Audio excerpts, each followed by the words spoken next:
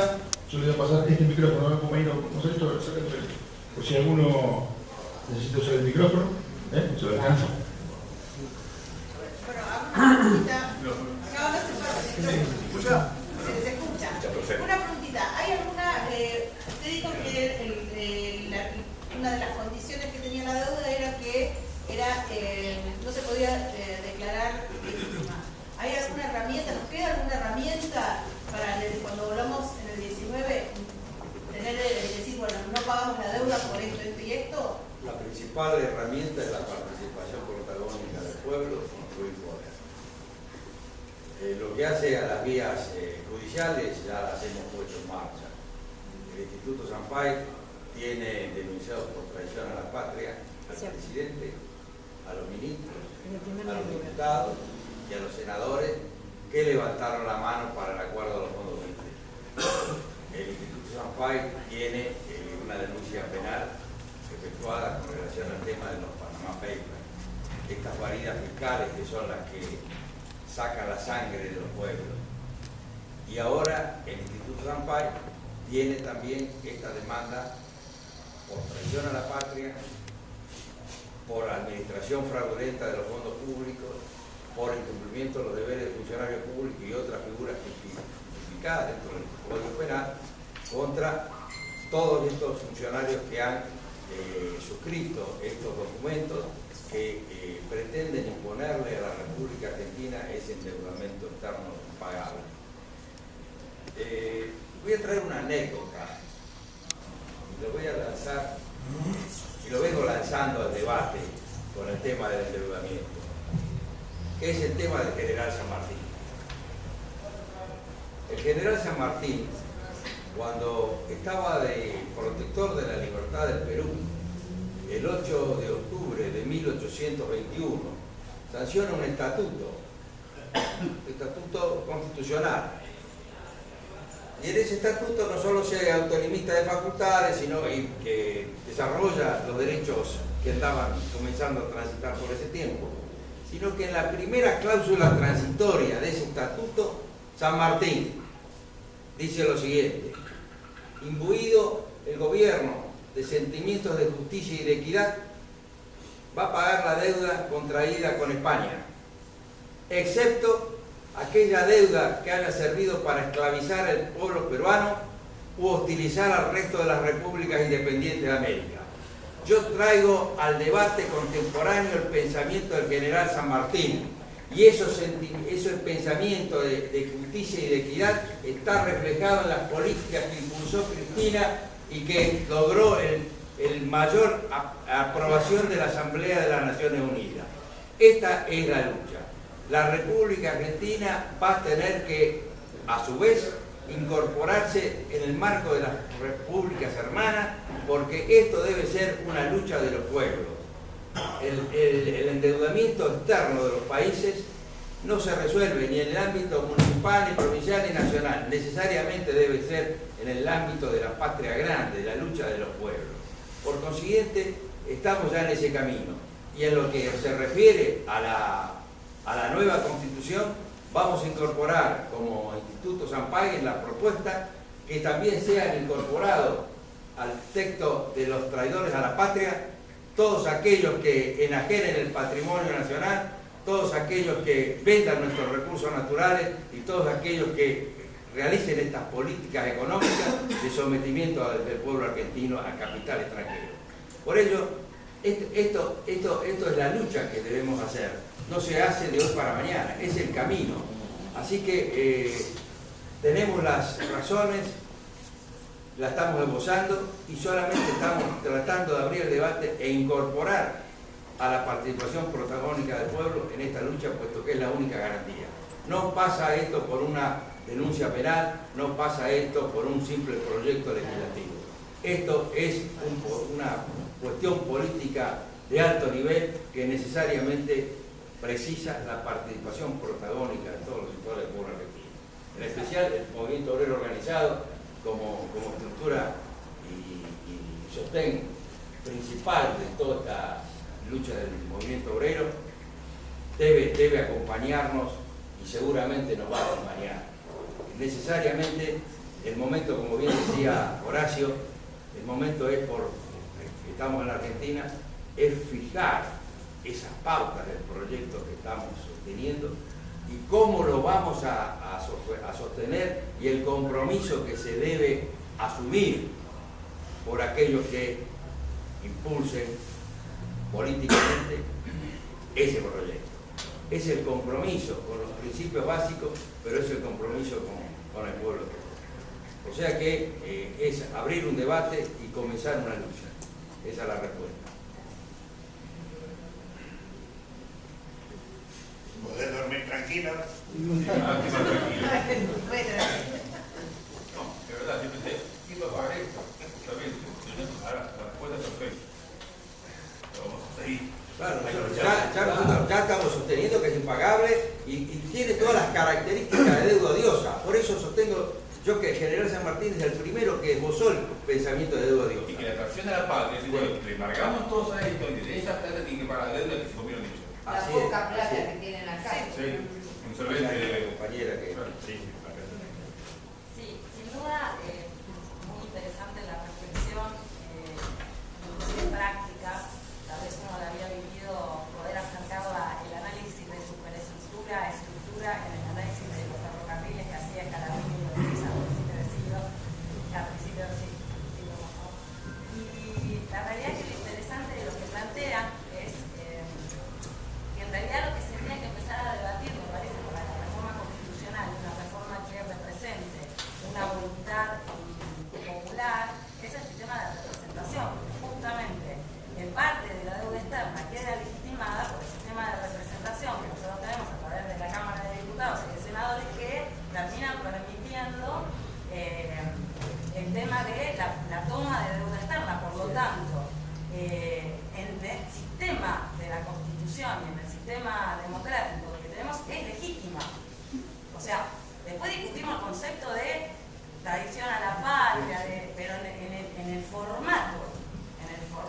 Nosotros sostenemos que es ilegítimo. Bueno, yo aún también. en este formato. Sin Y duda, ahora políticamente para mí es legítima, pero la realidad, en cierto, que nos da un debate que me parece que es muy interesante, porque justamente la reforma constitucional tiene que representar un sistema que no expropia al pueblo de su capacidad de participación política, que es lo que se vive en la mayoría de las reformas que se dio en Bolivia, se dio en Venezuela, se dio en Ecuador, en que la participación ciudadana no es tan negativa y justamente tiene mucha más participación en temas centrales, como es, por ejemplo, la toma de deuda externa. Por eso nosotros no hablamos de reforma. De una nueva. Hablamos de una nueva, Exactamente. una cuestión de tipología y de proyecto. Y como hablamos de una nueva constitución, es importante que sepa también el pensamiento del general Perón, luego de ser derogado la Constitución del 49 por un golpe de Estado y una proclama, cuando los acuerdos entre Perón y Frondizi fijaron expresamente por decisión de Perón que si Frondizi era electo, en el plazo de 2 años debía llamar a una asamblea constituyente con caducidad de las autoridades y convocar para modificar toda la Constitución. La última vez que se reformó una Constitución así plenamente fue en 1943, donde se reformó por la ley 13.233 todo aquello que se oponga al bienestar del pueblo y a la grandeza de la nación. Después siempre hubo procesos de reforma parciales y circunscriptos, con marginación del pueblo. El pueblo no conoce el tema constitucional porque se lo margina de la... no es un tema jurídico, es un tema político. La Constitución es una estructura multiestructural y polisegmentaria, donde está la base económica y sociológica en la base, y en el vértice está la fase institucional y constitucional. Es decir, que para hablar de Constitución, entonces me voy a extender un poquitito, la Constitución es indispensable que sepamos qué estamos hablando cuando hablamos de Constitución. Estamos hablando de un proyecto político institucionalizado del más alto rango normativo. Y la Constitución tiene 2 facetas. Está la jurídico-formal, estática, escrita, acá. Pero acá está la constitución real, sociológica, dinámica, que es el ámbito donde dirimen su prevalencia los distintos sectores sociales, los factores de poder, tanto internos como externos, y que son los que determinan dos cosas importantísimas, según la prevalencia de uno u otro. Determina la interpretación jurídico-constitucional y, una vez que está definida la relación en el ámbito de la Constitución real, la necesidad de un nuevo proyecto político. Por eso nos planteamos la necesidad de un debate parlamentario hoy día. Planteamos que este debate debe ser en las asambleas, en la organización del pueblo, debe ser con una participación protagónica para fijar ese proyecto nacional de los argentinos en este siglo XXI. El pueblo argentino ha hecho punta con la Constitución de 1949. Tal es así que la arquitectura jurídico-constitucional de 1949 está reflejada en el nuevo constitucionalismo. Y bien señalás la necesidad de la participación protagónica del pueblo. Por ello bien señalaba Sampaio que una de las debilidades de la Constitución del año 1949 fue precisamente esa. Decía Sampaio, por la confianza que le tenía el pueblo al general Perón, con el cuidado que el general Perón tenía que no se le forme una estructura de poder, la Constitución de 1949 no institucionalizó la participación protagónica del pueblo. Y decía, utilizando la figura de Aquiles, que la flecha le dio en el talón, la Constitución de 1949 cayó en la flor de su juventud, porque no duró 10 años, puesto que tenía su parte más débil en el soporte. ¿Cuál era el soporte? Precisamente, la falta de participación protagónica. Hoy día vamos a tener en la nueva Constitución una definida articulación del poder y la participación protagónica del pueblo en el ejercicio del poder. Es el único medio por el cual una Constitución se puede sostener.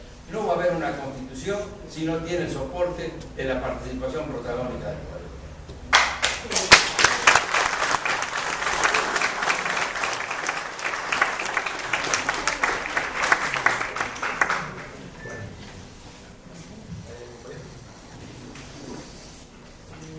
Hay un aspecto que me interesaría por ahí partir, que es el tema del poder judicial.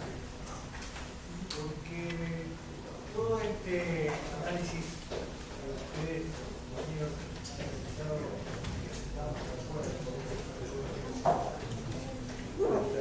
está faltando una pata que es muy importante, que es no sé si la reforma, sino un nuevo poder. Así es, así es. Es el poder judicial que siempre avaló los golpes institucionales contra los procesos populares. Y además avaló la Constitución, la nueva Constitución que anuló a la Constitución del 40. Y además, es decir, que es lo que estamos viviendo hoy, día de hoy,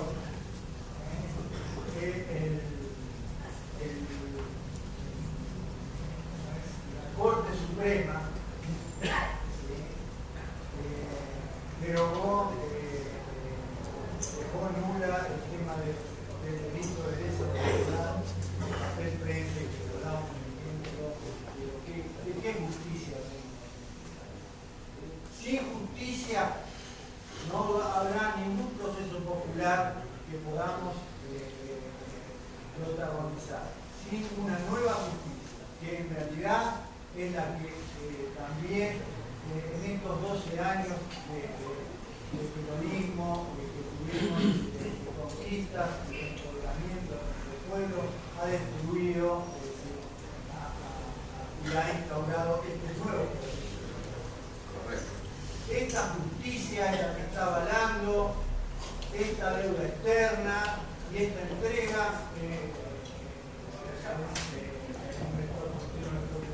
Así es. Por eso yo... termino. La pregunta es, ¿qué hacemos con la justicia? Porque en realidad es monárquica, es antipopular, y en la nueva Constitución, si en realidad vamos a poder luchar contra este poder que se ha instaurado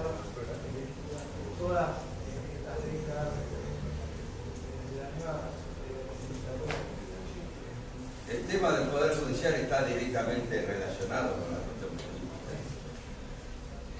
Por ello, necesariamente el Poder Judicial en una nueva Constitución debe tener un nuevo diseño, tanto en lo que se refiere a sus incumbencias como en lo que se refiere a la forma de elección de los jueces. Y otro de los principales problemas en la cuestión judicial es la formación de los abogados.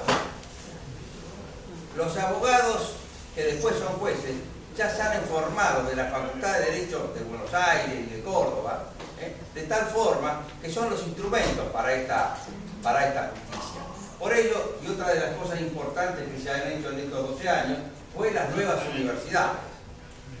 En las universidades de Avellaneda, estoy desarrollando la producción del ordenamiento jurídico latinoamericano, las constituciones de México para acá. En Lanús, en la Universidad Nacional de Lanús, estamos desarrollando una nueva epistemología histórico-jurídica para la enseñanza del derecho, para saber de qué derecho estamos hablando. O sea que esto en una nueva Constitución va a tener un debido tratamiento. Pero voy a simplificar por qué está directamente relacionado con la política, el tema del Poder Judicial. Porque es indispensable que se conozca cuál fue la actitud del Poder Judicial el gobierno del general Perón y aún en el gobierno de 1973 a 1976. Y por cierto, también, si puedo, por cuestión de tiempo, cuál fue la respuesta de la Corte Suprema ante los golpes de Estado y aún qué fue la respuesta de la Corte Suprema con relación a la Constitución de 1949. Vamos a empezar por esa convalidación que bien señalaba vos sobre la jurisprudencia de la Corte con relación a los golpes de Estado. El 6 de septiembre del 30 llevó a una acordada del 10 de septiembre. Pero ¿qué pasó en el año 56? Porque la Constitución del año 1949, en 1955, era la Constitución en vigor. Lonardi juró por la Constitución de 1949. Sus ministros juraron por la Constitución de 1949. La Corte Suprema de Justicia de la Nación juró por la Constitución Nacional de 1949. Entonces, yo vengo denunciando que así como hubo un plan económico, donde cambió todo el rol del Estado como mentor del bien común, como la economía al servicio del pueblo, la función social de la propiedad, y llevó a una extranjerización del proceso económico, hubo también un plan institucional que llevó a la derogación de la Constitución de 1949. Y ese plan institucional, la primera salida, el primer brote, como le gustan decir los brotes verdes, pero el brote negro salió de la Facultad de Derecho de Buenos Aires, con un constitucionalistas que han formado generaciones de abogados. González Calderón, en diciembre del 55, tira el tema constitucional. Y ese tema constitucional se esbozó en el ámbito de la Junta Consultiva Nacional, que era la figura, el disfraz jurídico que habían establecido para darle la legalidad a ese golpe de Estado que nunca tuvo ni de un principio ni un final. Entonces, en la Junta Consultiva Nacional ingresa el 18 de noviembre, después de ver, el 22 de noviembre, el 18 de noviembre se trató el plan previo, moneda sana o inflación incontenible, plan de restablecimiento económico, también tiraban todo esto de la herencia falsa que están mencionando. Y el 22 de noviembre ingresa a la Junta Consultiva una nota firmada por Isaac Rojas. ¿Existe una constitución en la Argentina? Y si es así, ¿cuál es? ¿La de 1853 o la de 1949? Ahí empieza el plan institucional para derogar la Constitución del año 49. Y esto lleva hasta el 25, 26, 27 de abril. 3 días nefastos de la historia nacional, que hay que saberlo. El 25 de abril se estaba tratando en la Junta Consultiva Nacional la expropiación de estas empresas que todavía están en el puerto de Buenos Aires, una al norte y otra al sur, la CADE y la CHADE se llamaban en ese tiempo. Y hablaba el consejero Horacio Teddy de Santa Fe. y la presidía esa junta en ese momento el nefasto capitán ingeniero Álvaro Sogaray. Y lo interrumpe: pero señor consejero, ¿en qué constitución está pensando? Porque una cosa es la del 53 y otra es la del 49. Claro, si la constitución del año 49 con el artículo 40, que establecía el criterio preceptivo para la expropiación de los bienes que el Estado incorpora en función de las políticas públicas para hacer efectivo el bien común, establecía. Y ese artículo 40 es creación propia del pensamiento constitucional argentino, de Arturo Enrique Sampay, Jorge del Río, Scalabrini. Ellos fueron los que diseñaron esa norma y decían lo siguiente en los casos de expropiación: el costo de origen menos las amortizaciones que todas las empresas hacen cotidianamente y menos las ganancias excesivas que esa empresa ha logrado en perjuicio de la comunidad. Eso el 25 de abril. No resolvieron nada. Sogaray dice: no, porque lo importante es la indemnización. Sí, por cierto, después vamos a ver lo que dice el Concilio Vaticano II también. Y el 26 de abril, ¿qué pasó? El 26 de abril se aprueba el Plan Previs, la extranjerización de la economía, el mercado como motor del proceso económico, marginar al Estado. Y el 27 de abril, como esas políticas eran agua y aceite con la Constitución Nacional de 1949, viene la proclama que por un bando militar deroga la Constitución de 1949. Y es importante que se sepa qué hizo la Corte Suprema. Esto lo tengo escrito en mi libro Revisionismo Histórico Constitucional, porque sostengo que con la historia, con los próceres que se han marginado, se han ocultado, también ha ocurrido ello con la Constitución de 1949, con los próceres del Movimiento Nacional Justicialista, con sus principios básicos. Por ello, entre la historia y la Constitución hay una semblanza directa. Es una investigación que hizo la propia Corte Suprema de Justicia de la Nación. La Corte Suprema de Justicia de la Nación, hasta el 23 de abril, en sus fallos, citaba la Constitución de 1949, 1956. De esa fecha hasta el 3 de mayo, como sospechaba que venía el golpe, no citó en su fallo ningún texto constitucional. Y a partir del 3 de mayo, al que lo quiera verificar, está la biblioteca de la Corte Suprema, está en mis libros con el número de causa, parte y todo. A partir del 3 de mayo, como si hubiera sido lo más natural de derogar una constitución por una proclama militar, comienzan a fundar sus fallos en la Constitución de 1853. Un retroceso de casi 100 años en materia política y constitucional en la Argentina. Esa es la historia que no se enseña en la Facultad de Derecho. Esa es la historia que no se debate de por qué se derogó la Constitución del año 49. Por eso es importante, y lo vengo sosteniendo, que es necesario que hablemos de la vigencia de los principios básicos que el peronismo sostuvo en esa Constitución. Por eso es importante que sepan las causas y las consecuencias de esa derogación. Entonces, solamente un juez de la Corte renunció por cuestiones éticas. El juez Vera Vallejo renunció porque dice: yo he jurado por la Constitución de 1949 y mi concepción ética y moral me impide seguir funcionando como juez de la Corte Suprema ante esa derogación de la Constitución. Pero también, esto nos puede llevar al debate de 1957 y ya otra serie de cuestiones que quizás se exceden el tema de la pregunta. Pero en concreto, el Poder Judicial debe ser necesariamente estructurado con nuevas incumbencias y con nuevas formas de elección del Poder Judicial. Las constituciones de Bolivia y de Ecuador ya establecen con precisión que hay otro tipo de justicia. Y es importante que sepa también que la Constitución de 1949, si hablamos del Poder Judicial, también incorporó principios. La Corte Suprema era la única que resolvía las cuestiones constitucionales. No, cualquier juez hacía lo que se le cantaba. Y además la Corte Suprema, estaba expreso en el artículo 95, era el Tribunal de Casación. Ahora quieren hacer una Cámara de Casación. Bueno, la Corte Suprema del 49 ya tenía la Corte Suprema en sala para que defina las cuestiones civiles, comerciales y penales. Y ahora voy a ver brevemente cuál fue la respuesta de los jueces del peronismo. En 1948, antes de la Constitución Nacional de 1949, por eso hablaba de interpretación constitucional, cuando hay un nuevo sector social, que fue el sector trabajador, que a partir del 17 de octubre del 45 fue el gran proceso revolucionario de la República Argentina.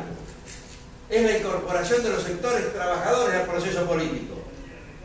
Y ese 17 de octubre es la base esencial que lleva a la Constitución del año 49. Entonces, con la justicia, con los fallos de Tomás Casares, comienza un cambio en la interpretación judicial. Y lleva que con la misma Constitución de 1853, la Corte Suprema de Justicia de la Nación estableció el principio de la función social de la propiedad. Estableció la Corte Suprema de Tomás Casares que la intervención del Estado en el proceso económico no era una cuestión de emergencia, como venía siendo justificado por las Cortes anteriores, por la crisis del año 30 y demás, una Corte Suprema que hacía efectivo la defensa de los intereses de los sectores oligárquicos. La Corte Suprema de 1948 estableció el principio de la presencia del Estado en el proceso económico como una cuestión esencial y permanente. Es decir, eso después es reflejado por el nuevo texto constitucional del 49. Y voy a saltar rápidamente a un principio que sostuvo Arturo Enrique Sampaio en el periodo 73-76. Sampaio no fue miembro de la Corte Suprema, fue conjuez de la Corte Suprema, pero hubo un caso que necesariamente tuvieron que intervenir los conjueces, que era precisamente el caso de Miguel Ángel Versailles. Miguel Ángel Versailles fue el presidente de la Corte Suprema del periodo 73-76. Esa Corte Suprema que estableció principios como la quiebra de Teltec Internacional, el caso Park Davis y en toda esta cuestión económica que la Corte Suprema fue fijando principios determinantes en lo que era ese proceso que estaba desarrollando el pueblo argentino. Bueno, Sampaio, para hacerla corta, en ese fallo de Miguel Ángel Versailles, porque se trataba de la jubilación de Versailles, los jueces que estaban tuvieron que dejarlo a los conjueces y establece el principio, la interpretación constitucional que hablaba antes. Ese fallo establece el principio indubio pro justicia social. En caso de duda, a favor de la justicia social. Ese es el concepto de los jueces del peronismo que es necesario restablecer. Y en la nueva conformación de un poder judicial no solo va a estar la forma de elección de sus incumbencias, sino la formación de esos jueces y de esos abogados. Puesto de que esto no es una cuestión de leguleya, acá es una cuestión de poder político a la que estamos hablando. Es necesario que se sepa que para el tema constitucional no alcanza con los abogados. Es necesario que tenga una participación protagónica todos los sectores de la comunidad. Una anécdota, yo cuando estuve en el proceso de la Constitución boliviana, en 2007, 2008, 2009, las dos constituciones, Ecuador y Bolivia, en 2008 y 2009, bueno, yo estuve ahí y me presentaron a la ministra de Trabajo. Ministra de Trabajo, de Evo. Era una cosa. Y cuando me la presenta, me doctorea. Dice, discúlpeme, doctor, yo no soy abogado. Me digo, compañera, no hace falta que me aclare nada. Hay tantos abogados que